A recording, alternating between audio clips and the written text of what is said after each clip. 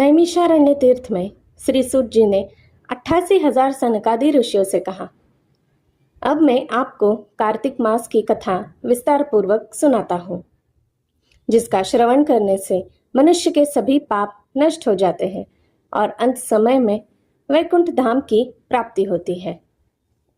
सूत जी ने कहा, श्री कृष्ण जी से अनुमति लेकर देवर्षि नारद के चले जाने के पश्चात सत्यभामा प्रसन्न होकर भगवान श्री कृष्ण से बोली, हे प्रभु, मैं धन्य हुई, मेरा जन्म सफल हुआ। मुझ जैसी त्रैलोकी सुंदरी के जन्मदाता भी धन्य है, जो आपकी 16,000 स्त्रियों के बीच में आपकी परम प्यारी पत्नी बनी। मैंने आपके साथ नारद जी को वह कल्प वृक्ष आदि पुरुष विधि पूर्वक दान में दिया, परंतु वही कल्प वृक्ष मेरे घर लहराया करता है। यह बात मृत्युलोक में किसी स्त्री को ज्ञात नहीं है। हे त्रिलोकीनाथ, मैं आपसे कुछ पूछने की इच्छुक हूँ। आप मुझे कृपया कार्तिक महात्म्य की कथा विस्तार पूर्वक सुनाइए, जिसको सुनकर मेरा हित हो और जिसके करने से कल्प पर्यंत भी आप मुझसे विमुख न हो।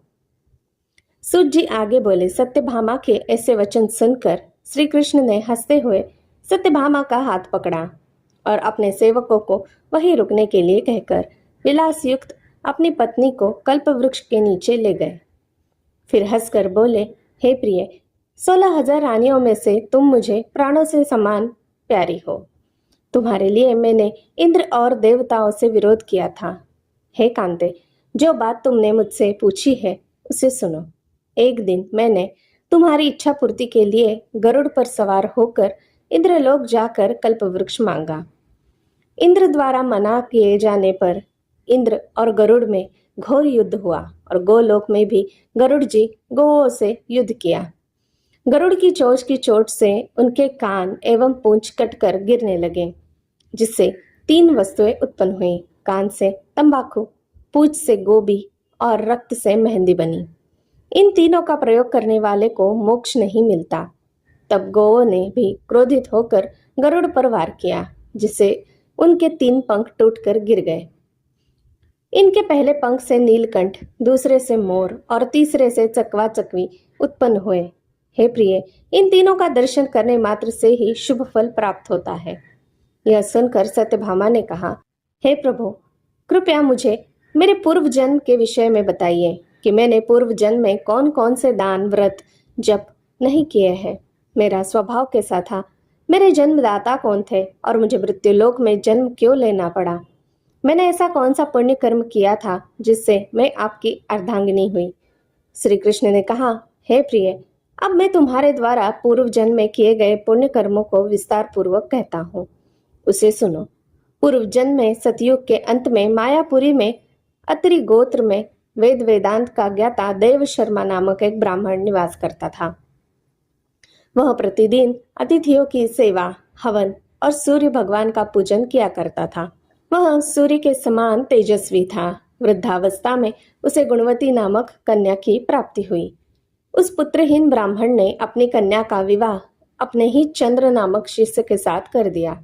वह चंद्र को अपने पुत्र के समान मानता था और चंद्र भी उसे अपने पिता की भांति मानता था। एक दिन वे दोनों कुश व समिधा लेने के लिए जंगल में गए। जब वे हिमालय में भ्रमण कर रहे थे, तब उन्हें एक राक्षस आता हुआ दिखाई दिया। उस राक्षस को देखकर भय के कारण उनके अंग शिथिल हो गए और वे वहां से भागने में भी असमर्थ हो गए। तब उस काल के समान राक्षस ने उन दोनों को मार डाला। चूंकि वे धर्मात्मा थे, इसलिए मेरे पार्षद उन्हें मेरे वैकुंठ धाम में मेरे पास ले आए। उन दोनों द्वारा आजीवन सूर्य भगवान की पूजा किए जाने के कारण मैं दोनों पर अति प्रसन्न हुआ। गणेश जी, शिव जी, सूर्य व देवी, इन सब की पूजा करने वाले मनुष्य को स्वर्ग की प्राप्ति होती है। मैं एक होता हुआ भी काल और कर्म के भेद से 5 प्रकार का होता हूँ। जैसे एक देवदत्त, पिता, भ्राता आदि नामों से पुकारा जाता है। जब वे दोनों विमान पर आरूढ़ होकर सूर्य के समान तेजस्वी, रूपवान, चंदन की माला धारण किए हुए मेरे भवन में आए, तो वे दिव्य भोगों को भोगने लगे। कार्तिक मास में भगवान विष्णु धरती पर जल में वास करते हैं, इसलिए इस महीने में ब्रह्म मुहूर्त में स्नान करने का विशेष महत्व है। कार्तिक मास में भगवान विष्णु और माता लक्ष्मी को प्रसन्न करने के लिए और उनकी कृपा प्राप्त करने के लिए आपको इस कथा का रोजाना पाठ करना चाहिए। कार्तिक मास को तपस्या का महीना माना जाता है। इस महीने में भगवान विष्णु और तुलसी माता की पूजा करने से शुभ फल मिलते हैं। कार्तिक मास में पवित्र नदी में स्नान करने का विशेष महत्व है। स्नान करने से पहले सूर्योदय होना चाहिए और गायत्री मंत्र का जप करना चाहिए। कार्तिक मास में रोज रात को भगवान विष्णु और लक्ष्मी जी की संयुक्त पूजा करनी चाहिए। जय श्री लक्ष्मी नारायण। धन्यवाद। दोस्तों, मेरी सुनाई कहानियाँ अगर आपको अच्छी लगती हों तो मैं आपसे अनुरोध करती हूँ कि कृपया मेरे इस चैनल को एक लाइक, शेयर और सब्सक्राइब जरूर कीजिएगा। धन्यवाद।